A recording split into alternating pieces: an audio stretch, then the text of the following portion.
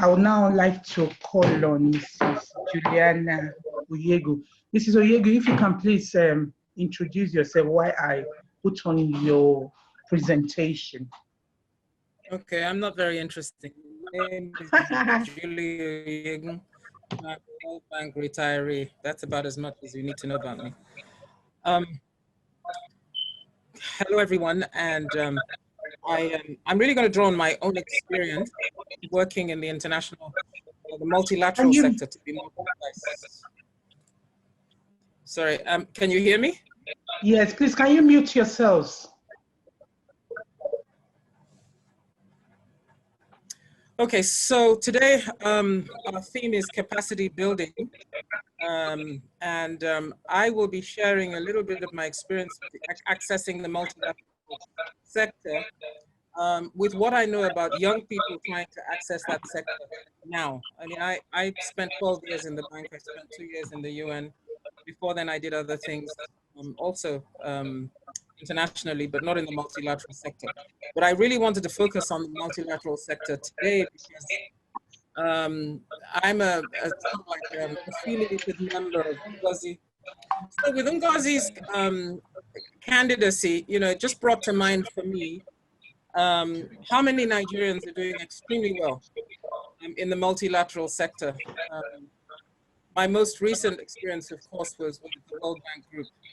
And I was Chief Diversity Officer covering the World Bank, at IBRD, and the IFC, et cetera, And it was very interesting for me to note how Nigerians and the quality of Nigerians came into the organization while I was there. And of course, having stayed in touch with some of them to understand how they are prospering or otherwise in the sector.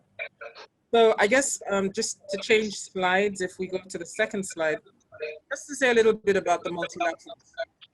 They date all the way back to 1946, post-Second World War.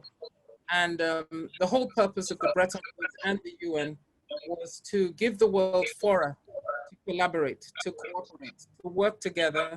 I think the very recent memory of 2 terrible world wars had frightened the world into acknowledging that mutuality and solidarity were very important for peace to be maintained. And so the Bretton Woods were meant to take care of fiscal and economic issues. And of course, Mrs. Oyegun, do you have 2 devices on? No, I don't. Okay. Yeah, go on, please. Right. So, since 1946, these organizations have been doing very important work. The first phase of that work, of course, was post-World War II reconstruction and development. The second phase was mostly to deal with decolonizing nations, which at the time were referred to as underdeveloped. They're now being called developed. And of course, we fall under that category of a developing nation. There are a good number of Nigerians doing very good work, very significant work, very focused work across these organizations, the Bretton Woods, which of course includes the World Bank and the IMF, and of course the UN organizations. I'm sure everybody's familiar with UNDP, UNFPA, et cetera, of course the United Nations organization itself. There's the High Commission for Refugees, which I once worked for, and the High Commission for Human Rights. So many agencies. I mean, all you have to do is Google. Everybody has access to this information now. What's important about the multilaterals is that there is a tacit understanding that member state organizations will be able to see themselves represented on the labor force of these organizations. This is very important. Now, the extent to which this has been accomplished varies from agency to agency and from time to time. In some cases, there are quota systems, and therefore you could be a country that has exceeded its quota, and then it's very difficult for more people to get in until retirements take place and space is freed up. Very rarely are these quotas announced. They're not necessarily in the public domain, but they are used in an effort to manage the composition of the workforce in terms of nationality.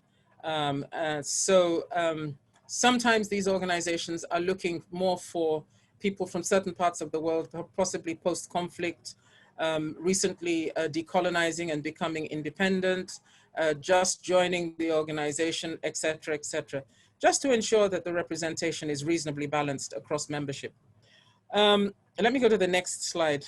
I am hoping that within the 15 minutes, we can get some questions in, so I don't want to use up all the time.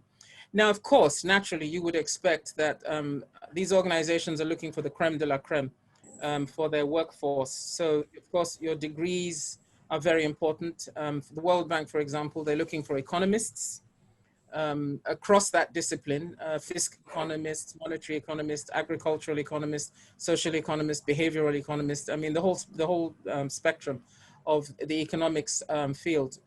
We have a huge legal department, and of course you have back office, you have HR, you have budget, you have accounting, you have premises, grounds, et cetera, et cetera. But by and large, when we send out an advert, and I still say we, even though I left the bank a number of years ago, when we send out an advert, usually we're looking for people from the economics discipline.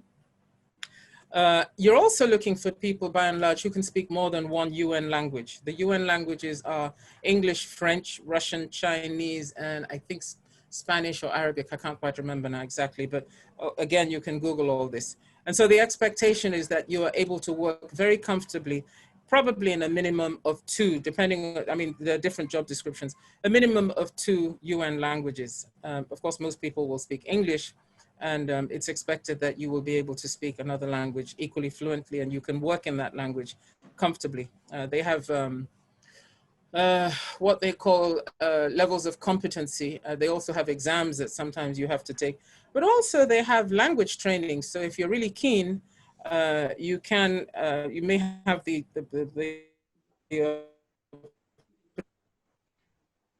opportunity to join a language class with your languages. And of course, the other big thing is relevant experience. I mean, sometimes people are applying from doing, I don't know, I mean, I'm not sure of the extent to which we employ historians with bachelor's degrees. Generally speaking, you will need a postgraduate degree. And between the IMF and the World Bank, and I think it's NASA, and yeah, I think it's NASA, these 3 institutions represent, I think, the highest PhD per capita in Washington, D.C., which is not surprising. In Washington, D.C., you also have the Inter-American Development Bank. You have PAHO, which is the WHO for Latin America, the Americas.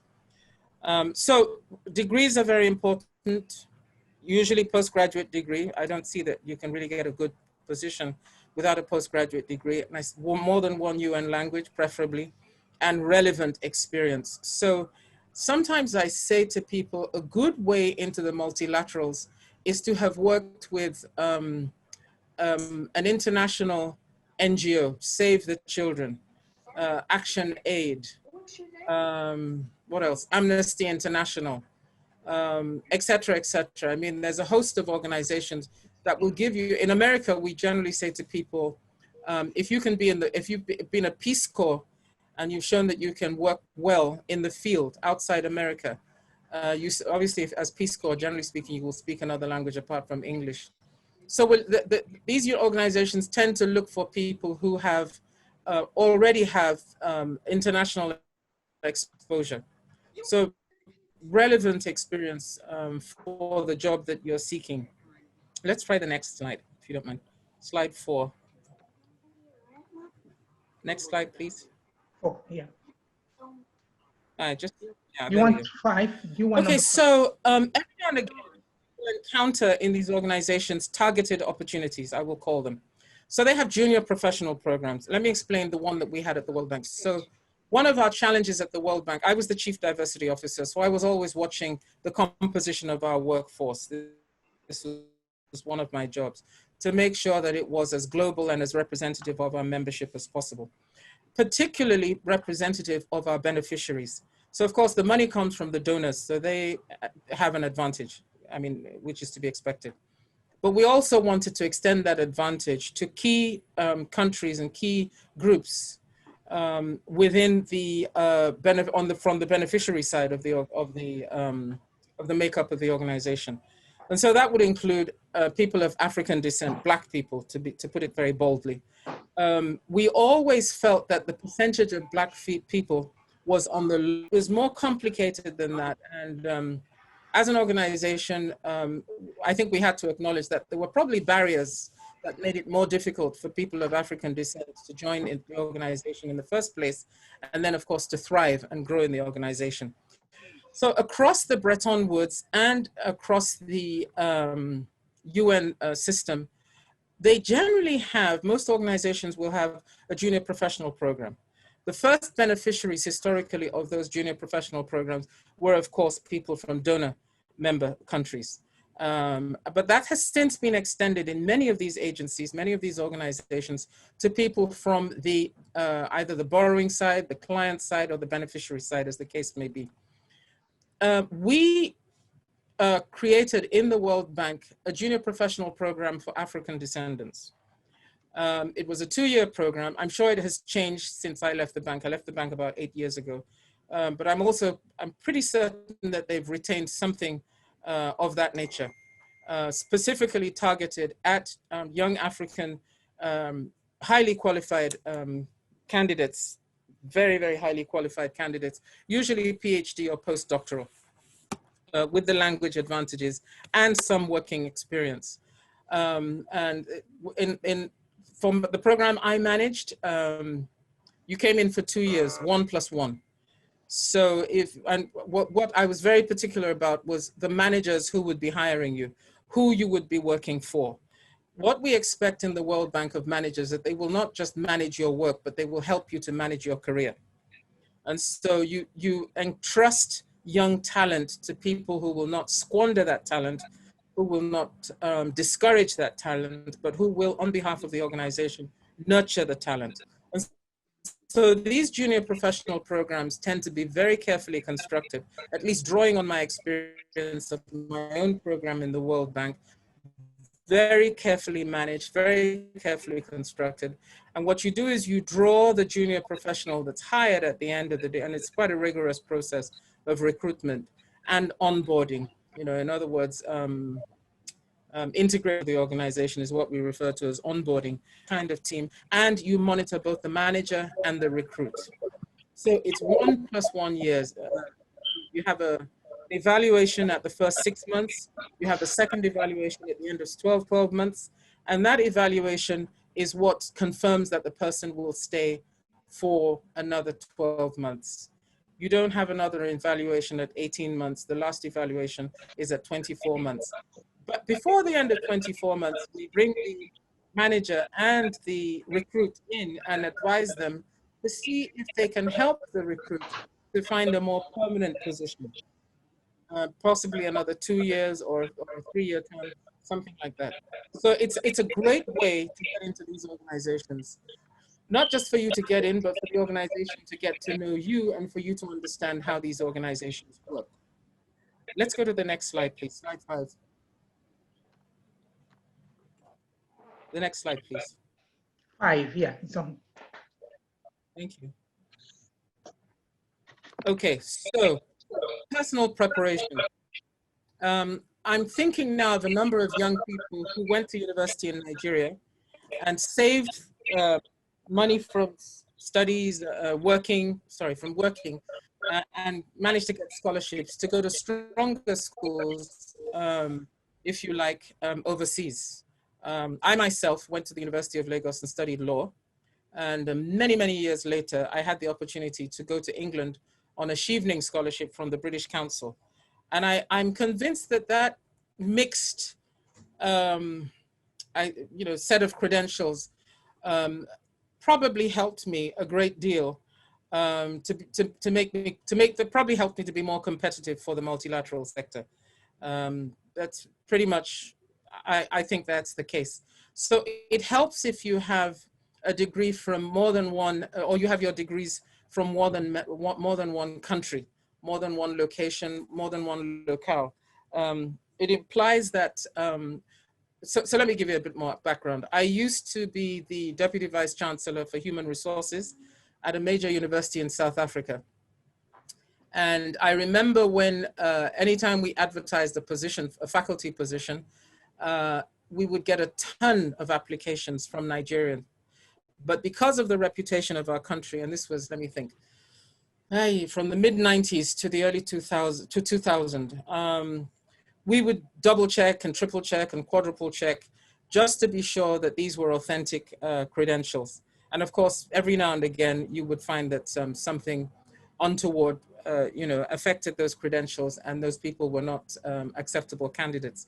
And so when you have a Nigerian degree and you also have a degree from a reputable institution from overseas, it really does help to ease your candidacy into sectors like the multilateral one.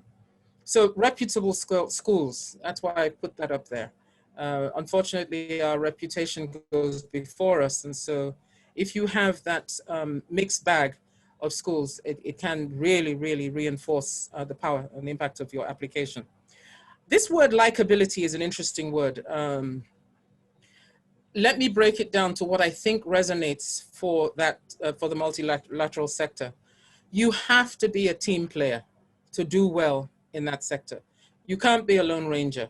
And you're not going to be one of these people who's cantankerous and who's always finding fault, who can't get along with people. I mean, people like to work with people that they like. Okay, and so it's important that, you know, if you want to do well in the multilateral sector, that people can get along with you and you are capable of getting along with people. One of the things that is becoming increasingly important is multi-sectoral teams. And so even though you are working in a particular part of the organization, generally speaking, it behoves you, and I'll explain that in the next slide, it behoves you to find work that you can collaborate on from other sections of the organization that will expose you to other work and other people. In other words, you have to manage your networks. If word goes round that you're a diva, or you're cantankerous, you're difficult to work with, you don't show up, you're not reliable, you know, you're not a team player, that is the kiss of death. It will destroy your career. You will not go far at all. In fact, you probably will not retain your position. So likability is very important. You must manage the quality of your interactions with others to be able to do well in this sector. And because it's such a multicultural sector, as well as multilateral, because it's multicultural and multinational, there are people from all over the world, literally, different religions, different colors, different backgrounds, you name it, it is, you know, this is the fact of life. So you could be at a table of 12 people in a conference room, and there are at least 13 nationalities represented at that table. Let me give you an example. So I was doing some work last week with a UNDP organ, and a Jewish man, so he's Jewish, he's Israeli by heritage, but his passport is Canadian and he grew up in Kenya. That is the average multilateral person that you will be required to work with. I mean, it's that kind of, another guy, and this was a meeting of about 50 something people, and I didn't take everybody's credentials. This was a Zoom meeting, but I just wanted everybody to have a sense of how multicultural the team was. And an Egyptian man, origin, so Egyptian heritage, Indian by origin, Canadian by nationality. Okay, this is normal. I myself have two, I'm British and Nigerian. And I spent most of my life outside the country than in, now that I think about it. So that's the kind of person you will be working with in a multilateral organization. You have to be able to adapt. You have to be nimble culturally. You have to be able to adjust and to work with people of all kinds, all callings, you know, all kinds of orientations. So that's very important. Let's have a look at the next slide, please.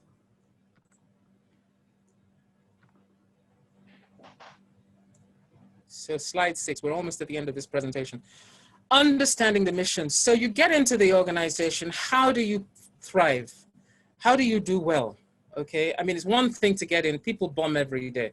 So you go through the hurdle of actually getting into the organization. Your candidacy is expected, you're recruited, you're onboarded, you've got your position, you've got your assignments, you've got your boss. How do you do well?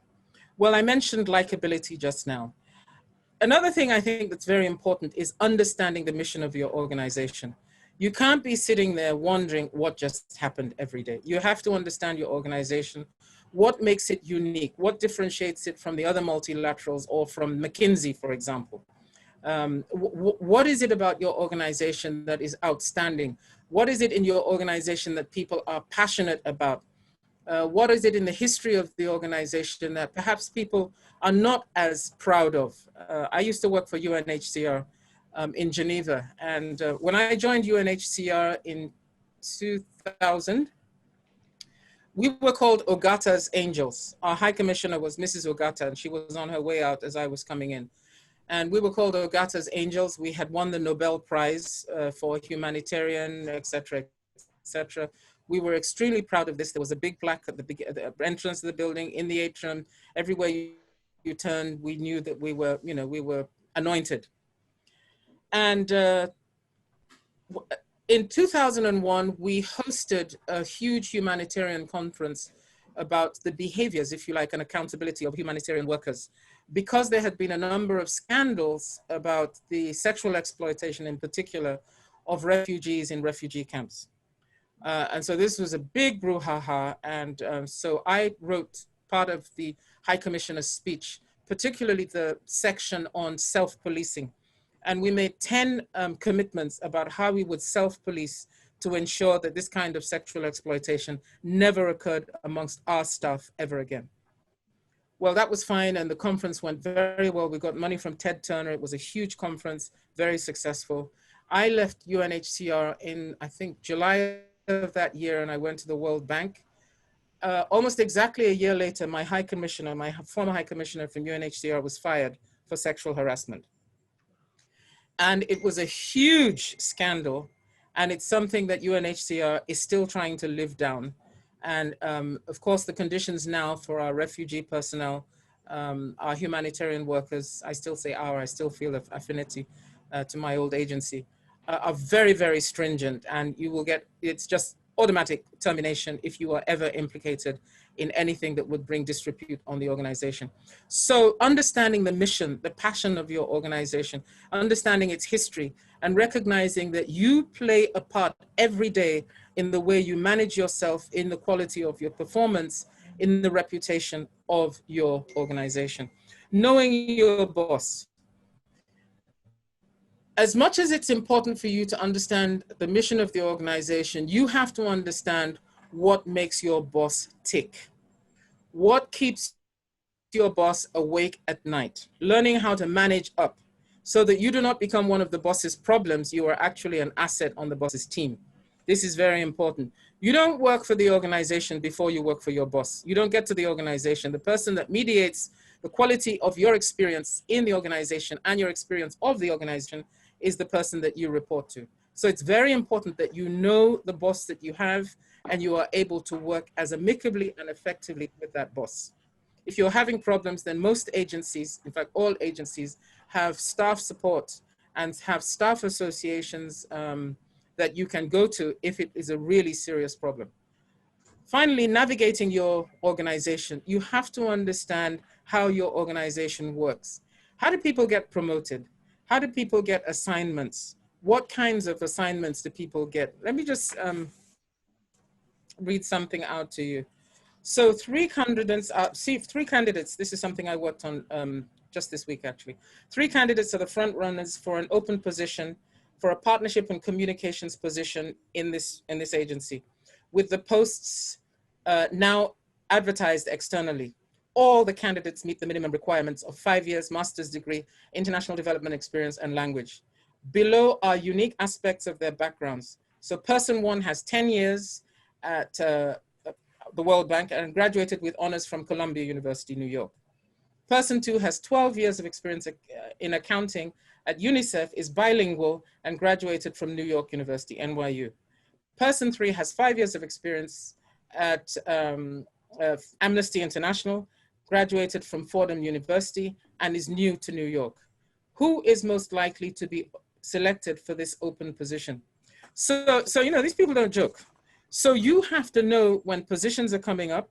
You have to understand what the owner of that position, because there's a manager advertising that post.